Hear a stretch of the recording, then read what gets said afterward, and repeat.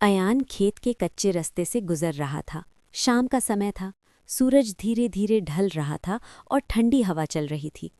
रास्ते में चलते हुए अचानक उसकी नज़र मस्जिद के पास खड़े इमाम साहब पर पड़ी।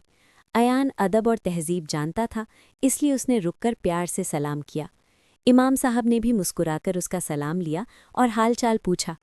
थोड़ी देर बाद इमाम साहब ने अयान से एक सवाल किया कि क्या उसे शबे बारात के बारे में कुछ पता है। ये सवाल सुनकर अयान थोड़ा हैरान हो गया। उसने सोचा और फिर बोला कि शबे बारात तो बस जागने की रात होती है, जिसमें लोग देर तक जागते रहते हैं।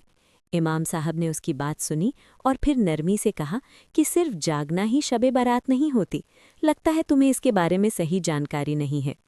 उनकी बात सुनकर अयान को थोड़ा अजीब लगा और उसे महसूस हुआ कि शायद वो सच में कुछ नहीं जानता। इमाम साहब ने प्यार से समझाते हुए कहा कि वो घर जाकर अपनी अम्मी से इसके बारे में पूछे, क्योंकि माँ सबसे अच्छे तरीके से समझा सकती है। अयान घर की तरफ चल पड़ा।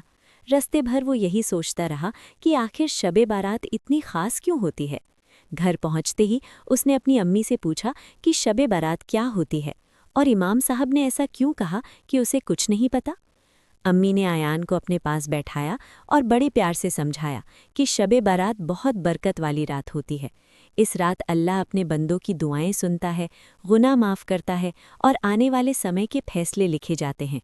अम्मी ने बताया कि इस रात इबादत करना, दुआ मांगना और अल्लाह से माफ़ी मांगना बहुत अहम होता है।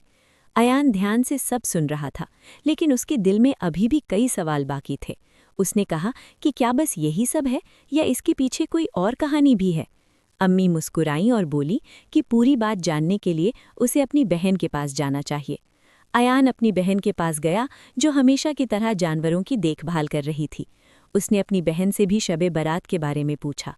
बहन ने काम रोककर उसे देखा और कहा कि शबे बारात सिर्फ एक रात नहीं, बल्कि अल्लाह की रहमत और माफ़ी का ख़ास मौका है। उसने कहा कि इस रात की एक ख़ास दुआ और एक किस्सा है, जिसे जानकर इंसान का दिल बदल जाता है। अयान ध्यान से सुनने लगा और उसे एहसास हुआ कि वो अब धीरे धीरे शबे बारात की अहमियत समझने लगा है।